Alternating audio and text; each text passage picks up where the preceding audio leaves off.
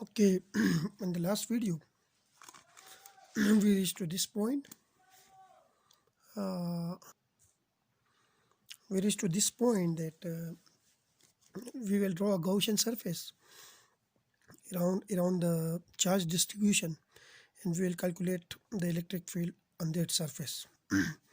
And the surface should be symmetrical, and the Gaussian surface should be either spherical or it will be cylindrical or it will be a plane surface. And we will apply these different cases and different problems in the rest of the videos. Now I will discuss, I will consider one of the image of my video, my lecture notes. Suppose we have two charges, one is positive and the other one is negative. It's a dipole. Now electric field lines originate from positive charge and terminate on the negative charge. So it tells us the direction of the electric field. Here I draw four surfaces. One is S1, which is this. The other one is S2, which is this. The third one is S3, which is given here. And the fourth one is S4, which include this whole surface. It's S4. It is this one. Now the flux through surface S1 is positive. Why it is positive? The reason is very simple. Like if we look at the surface, if I look at the surface, let's suppose this is a positive charge and we have this surface, okay? The electric field at every point is in outward on this surface. If we look at here, okay? Now if flux is phi, which is integral of E dot dA. Now direction of electric field here is this one, and if I take a small area element on this surface, which is area A dA, and its direction is this one N. So the direction of area N and electric field, they are parallel to each other. So it means that the angle between E and dA is 0. So it will become E dA, and this integral will give us a positive value.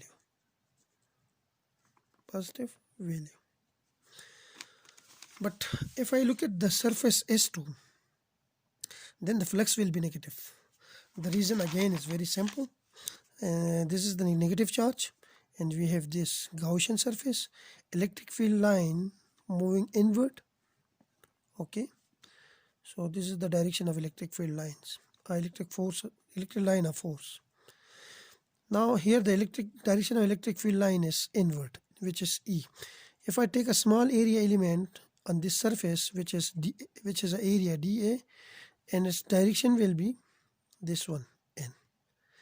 Now the angle between E is now inward and N is now outward. So the angle between E and N is 180 degree. So it means that if I evaluate this integral, the flux, which is the surface integral of E dot dA, if I evaluate it, then it will become E dA, and the angle between E and dA is 180 degree.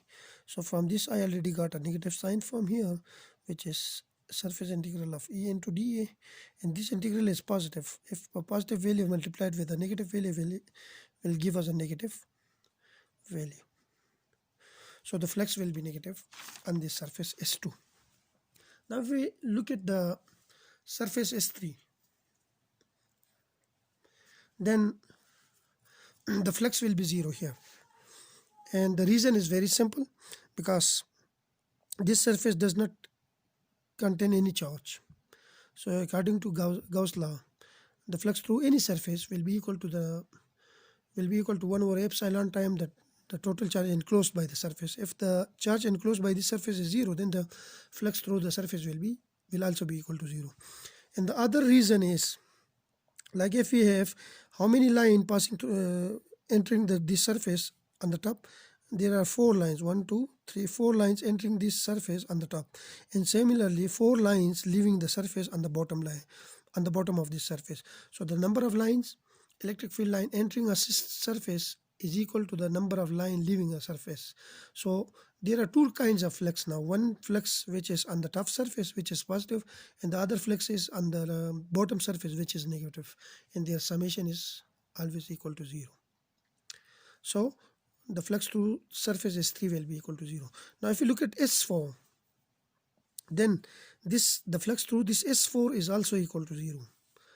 And the reason is, again, by Gauss's law, the net charge inside the surface, inside this Gaussian surface S4 is 0, because we have positive and negative charge, but they cancel each other. So the system is now neutral now. In other words, if we look at the electric field lines, the number of line entering this surface will be equal to the number of line leaving this surface. So on one side the flux is positive, on the other side the flux is negative. So overall the total flux will be equal to 0. So this is all about Gauss law, and now we will apply Gauss law to different problems and solve 5. First I will draft what we call it Coulomb's law from Gauss law, like derivation of Coulomb's law.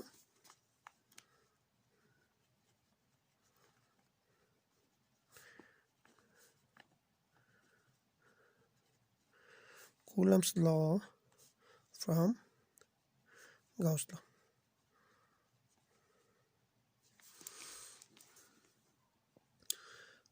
Suppose we have a positive charge, okay, and I have to calculate the electric field somewhere here at this point P. I will calculate it somewhere here, not here, at this point P.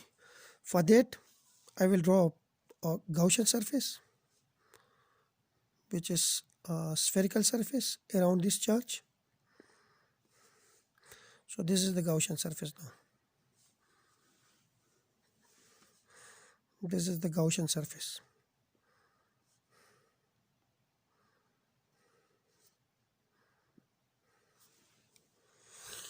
Now electric field lines are diverging from moving in different directions from this positive charge.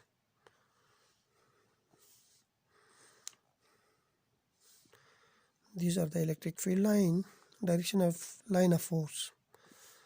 They are originated from positive charge and diverge in different directions. Now here this is the direction of electric field. I will take a small area element on this surface, which is area dA, and the direction of area will be this one, which is unit vector n. I will represent it by the unit vector n. Now according to Gauss law, we have the surface integral of E dot dA is equal to 1 over epsilon naught times the total charge enclosed by the closed surface. Now this is the Gaussian surface now. Gaussian surface. Now the angle between area element dA and the electric field E is 0. So I can write it as E dA cos of theta, which is equal to 1 over epsilon naught times Q. This will be equal to surface integral of E dA, which is equal to 1 over epsilon naught times Q. But if you look at here, the electric field is constant everywhere on this surface, and the reason is it is a symmetrical surface. Its distance, like the distance of this point from this charge, or distance from this point from this charge, or distance of this point from this charge, is always same. It's always r. So electric field is constant everywhere on this surface. So I will take this E out of this integral. So we left with dA, integral of dA, which is equal to 1 over epsilon naught times q. Now this is the area of this spherical surface, which is, we already know, which is always equal to 4 pi r square, area of a spherical surface, and this is equal to 1 over epsilon naught times q. E is equal to, if I bring this vector to the right hand side, we get 1 over 4 pi epsilon naught times q over r square. This is the electric field on the surface of the Gaussian surface. Now we know that if I put this is the source charge q, and this is the electric field due to this source charge. If I put a test charge, let's suppose a test charge somewhere here, and the test charge is q prime, then according to the definition of electric field, the electric field will be equal to E is equal to force exerted by the the source charge on a test charge q prime. Okay, I can write it is force will be equal to q prime times E. This is equation 1 and this is equation 2. Now using equation 1 and 2, we have F is equal to, if I put the value of E from this equation here, I will get 1 over 4 pi epsilon 0 q prime over r square, and this is Coulomb's law. We use Gauss law and derive Coulomb's law. So it means that